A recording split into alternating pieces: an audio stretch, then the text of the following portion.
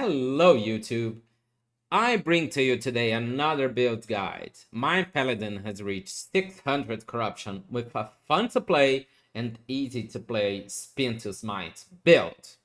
Now, this video will explain the build all over with all pros and cons of the build, and I hope you guys give me a feedback later on what you think about the build. And just to be sure, and before we get to the video, just remembering, last epoch is so much better than Diablo 4. I had to say that. Let's go. All right, so 630 corruption gameplay for you guys. Let's go. Just spin and go. This is a farming beacon, which I set up perfectly to get a lot of experience, so that's why I'm not gonna finish it. I'm just gonna go through with it. I don't know what the new shrine does. Oh, it's some spinning flames. It's a flame reef. A lizard. More events, guys. Oh god, I see nothing. It's full chaos here. I'm full, right? I'm full.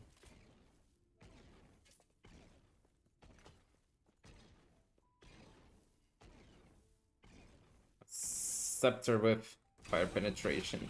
So this is gonna be a quick echo. I think I spent more time looking at items than killing enemies. So I'm gonna do 50%, and you guys can see that the build is very easy to play. When you want to deal extra damage, press Holy Aura. Full damage is with Holy Aura plus Volatile Reversal. This is 60%. Let me find a rare enemy, I'll show you guys. These ones. So Holy Aura, then we spin around, Volatile Reversal, this is full damage. And now, explaining this baby build. First of all, Wrong Warp. Wrong Warp is supposed to give us a lot of spell damage, okay? It gives us spell damage per move speed. So I got a lot of move speed on this build. I have 85 just standing, and I can get to 110 with haste. If I use all together, it gets to 160, but for a very small amount of time. And on legendary affixes, on the gameplay, I have spell damage. The plan is to get crit multiplier to get even more damage. Polaris Sacred Light, helping us to get smite and giving us more flat spell damage per strength. You get more flat spell damage on the legendary affix. I have only a tier 6. The plan is to get a tier 7. Then you get crit multiplier and fire penetration. This is kind of hard to get, but it's the ideal build. Mine has only spell damage and flats and some armor shred for now. Wings of Argantus gives us 3 things. 1. Lasts 20 damage while moving, so while you're casting small warpath, you'll take 20% less of all damage, and that's very good. Some fire melee damage and +2 to level of fire melee skills. That's warpath. The boots, Blood of the Exile, gives us strength, 30% move speed, no mistake here, right? And we get an affix of 20% tier 7 move speed with as much strength as we can get. So I'll put a tier 5 here. Vortex Pennant, it gives us +1 to warpath, great. And throw axes while spinning. So these axes are gonna proc with these relics and cast smite. And that's how I cast so many smites. It comes from Polaris and the axes. I also have access on hits from the passives. On the gameplay, I do not have Jungle Queen's chat, but it's the plan to have. This, I put here mana gain on potion, experimental mana, which is very important to maintain our mana. And ward gained on potion. I put tier 5, but in here, I really want, the most important is to get the clans. On gloves, do get tier 7 strength. Okay, this is wrong. I'm gonna fix this now. Strength is tier 7. You can get Warden Potion use, but it's not the most important. And armor and reduced chance from crits is great here with some hybrid health. Orion Seal to give us some level of Sigil of Hope, increase its duration, some armor, great. And it'll auto cast Sigils of Hope for us with reduced mana cost. On legendary affixes, get strength, that's the most important. That's why it's a tier 7. And the other two are optional, but you can get endurance threshold, health, and you can also get, that's it, spell damage. Some more spell damage. I'm gonna put spell damage in the endurance threshold, and that's it. Midnight Flame, giving us swiftness, which increases our spell damage. Tier 7 strength also, and gives us fire penetration, which increases all of our damage. Let's remember that the Jungle Queen Chap helps us by getting physical damage, which increases the X frequency. It throws more X's, that means more smites, and gives us a lot of potions to use and recover mana.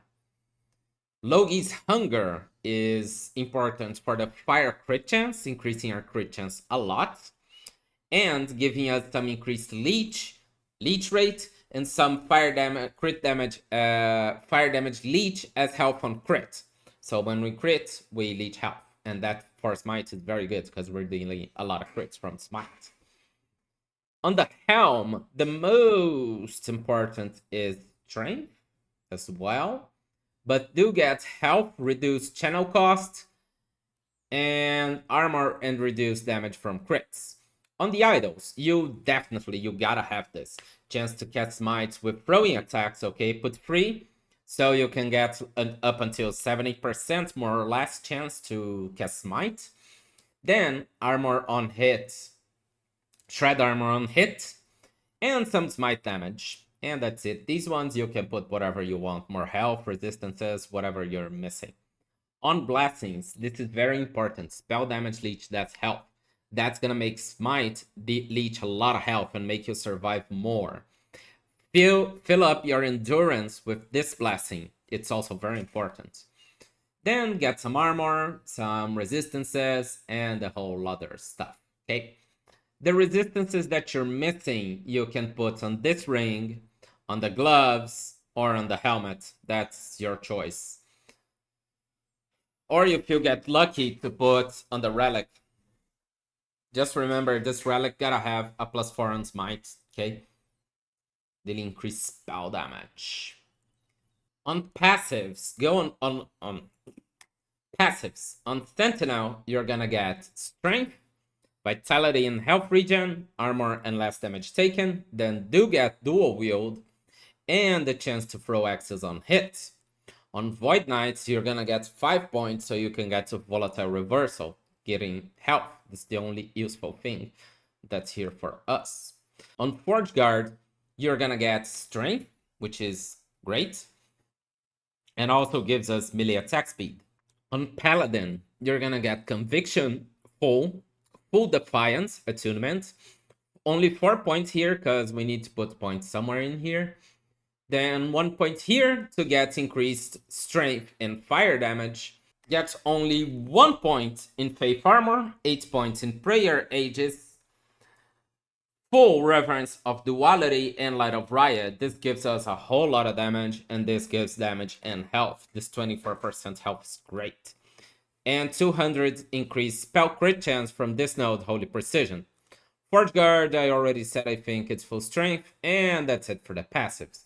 On skills, Smite must have Sacrifice, 4 points in Atonement, full crit multiplier, and only 2 points here on Conviction.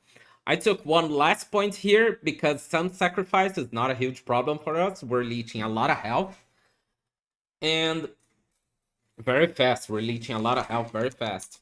And this 4% base crit is because we already have a nice crit chance from Warpath, which I'll show you. Logi's Hunger and increased crit chance, so we're pretty much okay on crit. Fissure to give more damage, more fire damage, and to stay there. Fissure is the mana eater of this build. So if you're low on mana, change Fissure node for these ones. Fill this conflagration, 3 points here and full here to get more damage to ignited enemies while you don't have mana for Fissure. Then increase the damage of Fissure 100%. And the last point, I just put it on Fissure area. But you can also choose to blind enemies. Warpath. Go for the crit. Full crits on Warpath. Reduce mana cost. If you got the reduced channel duration, you can get 2 points out of here and put here on smite. If you have the reduced channel cost, take 2 points off here and try to fill this. If you get the +2 on Wings of Argentus, then you can fill this baby up. It's optional to get more area damage. Area on the skill, that's optional. But you have to get the crit, the flat spell damage, and the reduced channel cost. That's important here. Also, while not losing move speed. Sigils of Hope. You'll get the increased damage, some cast on kill to make sure you always have maximum. This is wrong. You'll get max endurance threshold, extra maximum sigil, duration, and the extra points you can just put it on mana cost. That's no problem. Holy Aura. You come here for Flame Burst to deal another magic damage, which will be around 50k. Fire Penetration, increased global fire damage, endurance, elemental resistance, which you lose from Warpath, this replaces it, and some slow, so the enemies stay on your fissures. Volatile Reversal has one simple mission, give you more move speed and increased damage enemy takes per Void Rift. That's why I use it on close to the enemies. I go, I'll spin around a little bit, and then I use it so both Void Rifts hit them, and we apply more spell damage. And the rest is just to decrease the cooldown speed for Void Rift. And that's pretty much it for the build, guys. This is the build on dummies. So you can see all the smites, all the damage, the holy burst, and how the mana goes down without using potions. You can see that on this build, I don't have all the ideal items that I want. Mainly gloves, belt, and helmet. And I'm still playing on 600 corruption. Okay, I can play that, deal with most enemies in the game, and just have a lot of fun. So that's it for the build, guys. I hope you guys like it. I'm gonna try a Void Knight next. If you liked it, please subscribe to my channel. It helps me a lot to keep up with the content and make more build guides. Watch my lives. I love talking to you guys, making friends, and just exchanging ideas about the game and stuff. Anime and stuff. A lot of people talk about anime there. It's a nerd thing, I guess. An RPG nerd thing, I guess. Well, that's it. I hope you guys liked the video. See you guys later.